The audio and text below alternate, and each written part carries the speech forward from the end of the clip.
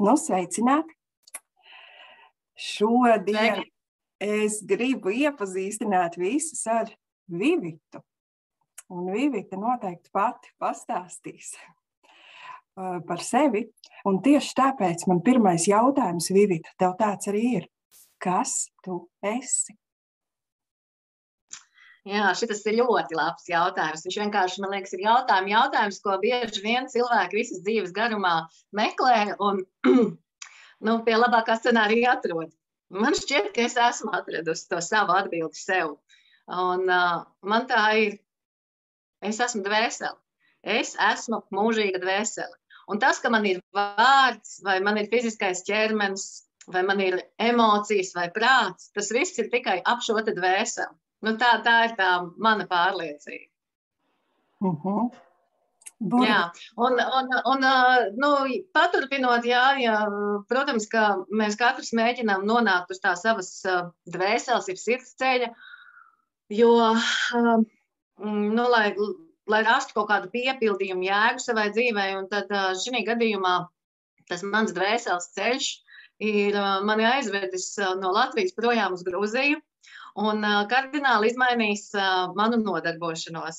Es 25 gadus biju frizieru grimētāju, es nostrādāju Latvijas Nacionālajā operā, biju galvenā māksliniece ļoti daudzām izrādēm, strādāju kino, televīzijā, no pēdējiem tādiem kino sasniegumiem Emīlija Preses karaliene, vēsturiskais seriāls, kas tikko iznāca uz ekrāniem.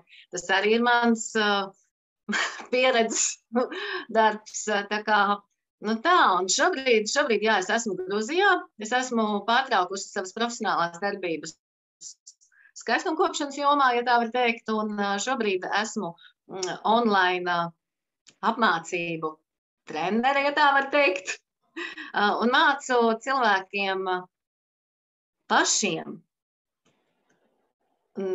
apgūt, kā ģenerēt gaismas mandeles. Viņas vislabāk ir pazīstams ar šo te apzīmējumu gaismas mandeles, bet vispār, priekš manis tās ir Fibonacci enerģetiskās mandeles, jo tas daudz precīzāk izsaka to mandelu būtību. Tā ir principā mākslas terapija, ar ko es šobrīd nodarbojos.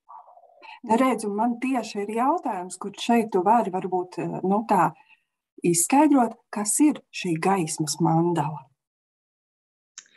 Jā. Lai vispār cilvēki, kas nav nekādā sakarā bijuši ar gaismas mandelām, jo mēs zinām bieži vien, kas ir mandelas. Mandelas gatavi trafareti, kurus tur zīmē, vai Tibetas mūki izliek no krāsainām smiltiņām, tad palaiž vējā. Tad gaismas mandelas izskatās, piemēram, šādas te šī ir mana dzimšanas diena. Tad, piemēram, šāds te var vārdu vai afirmāciju uzlikt.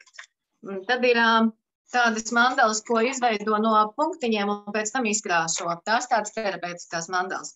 Un kāpēc es šim te pievēršos? Jo es sapratu, ka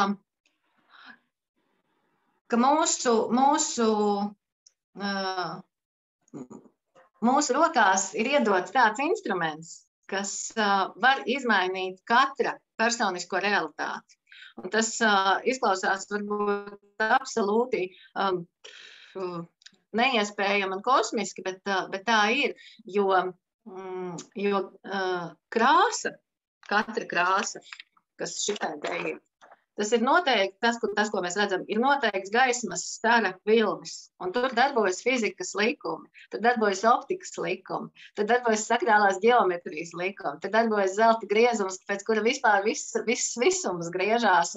Jā, es šobrīd nestāstīšu visu pilnu teoriju, to var apgūt šos te Fibonacci enerģētisko mandelu ģenerēšanas pašus pamatus, bāzes pamatus var apgūt kursiņā, ko es vadu, jo tā mana doma ir tāda, ka iedot cilvēkam rokās pašam instrumentu. Tas ir tā kā makšķerniekam iedot makšķeri, bet tās zivis jau viņam jāizcer pašam ir.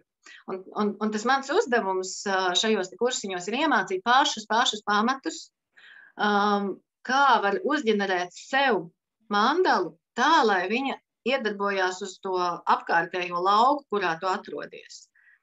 Nu tā. Redzu, un mans nākošais jautājums bija par to, es iesākšu par cik tu arī esi smalkās saskarsmes tautas skolas biedrs, un arī tu šajā mūsu grafikā piedalies ar savu devumu, un ir iespēja tūlīt sāksies kurs. Gaismas mandalām šos pašus pamatus varēs apgūt. Un tad pastāst par šo kursu. Jā, tieši 17. janvārī, pirmdienā, 3:00 pēcpusdienā pēc Latvijas laika būs pirmā brīvā atklātā nodarbība, kurā ir aicināti pilnīgi visi, kas vēlas saprast vispār, kas tas tāds ir. Tur es mazliet vairāk par šo teoriju pastāstīšu. Un būs jau arī pirmā praktiskā nodarbība, kurā varēs pamēģināt uzģenerēt enerģētisko mandalu no viena cipara. Un tā doma ir tāda, ka šajā te brīvajā nodarbībā cilvēks var pats saprast, vai vispārībā viņš grib ar to nodarboties, vai ir interese, vai ir vēlēšanās kaut ko izmainīt savā dzīvē pašam, savām rokām. Vai, protams, te ir opcija, ka var pasūtīt mandalu arī speciālistam un iet uz konsultācijām un izstrādāt visos līmeņos šos te mandalu laukus. Bet jā, tātad kurs sastāvēs no 8 nodarbībām. Tātad pirmā ir pa brīvu, un pēc tam nākošās jau ir ar simbolisku samaksu. Lūk, un 8 nodarbību laikā mēs iemācīsimies uzģenerēt gan savu dzimšanas dienas mandalu, gan savu vārda mandalu, gan arī pastrādāsim ar punktiņu mandalām, kuras rodās no šīm ģenerējošām mandalām. Katrā ziņā tas nodarbību spektrs ir diezgan plašs, bet, kā es uzsveru, tie ir pamati. Ja kādam būs interese vēlāk turpināt to jau padziļināti, tad, protams, es neslēpšu nec savu skolotāju vārdu, nec savu kolēģu vārdus, kas arī šeit Latvijā nodarbojas ar gaismas mandalām. Tā kā iespējas attīstīties tālāk būs. Pie manis būs paši pamati. Jauki.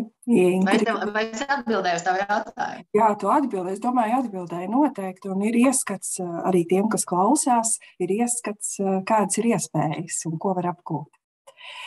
Tad man tev ir tāds jautājums, kas ir galvenais, ko tu vēlies nodot cilvēkiem, kas nonāk tavā ceļā?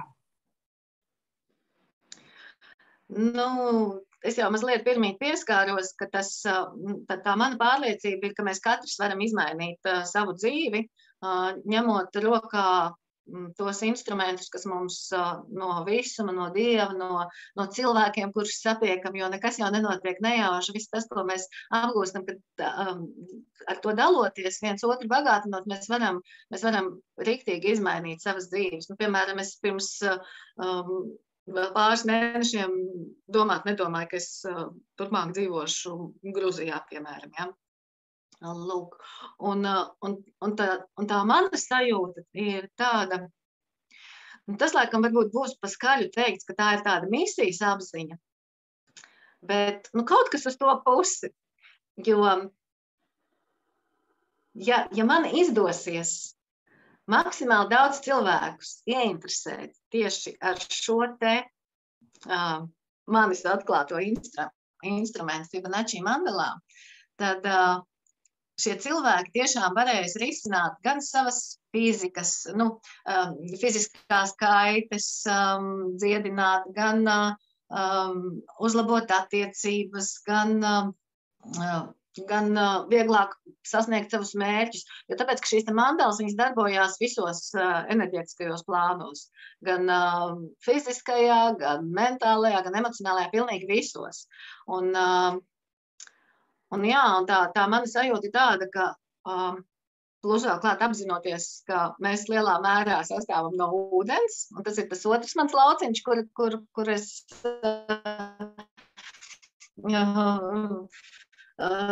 nepagurstot cenšos visus ne tā kā apskaidrot, jo ļoti daudz tādi cilvēki, kas seko līdzi savai veselībai, zina to, cik svarīgi ir dzert tīru dzīvu ūdeni, Bet savienojot šo te zināšanu par ūdeni un zināšanu par savu ķermeni, ka mēs arī sastāvam lielā mērā no ūdens, to savienojot, vēl pieliekot klāt mandalas, jo mandalas spēj uzlādēt ūdeni ar jebkuru informāciju. Pieņemsim glāzi ūdens, mēs uzliekam glāzi ūdens, un ja tur ir, piemēram, manā organismā, piemēram, trūkst dzels vai B vitamīns, piemēram. Ja es uztāju attiecīgu mandalu ar attiecīgu informāciju, uzlieku glāzi ūdens, un šie te gaismas stara viļņi, varētu teikt, tā kā uzlādē, iekodē to ūdeni, un dzerot tādu ūdeni, mans ķermenis bagātinās ar šo informāciju un spēja pats ražot visu sev nepieciešamo.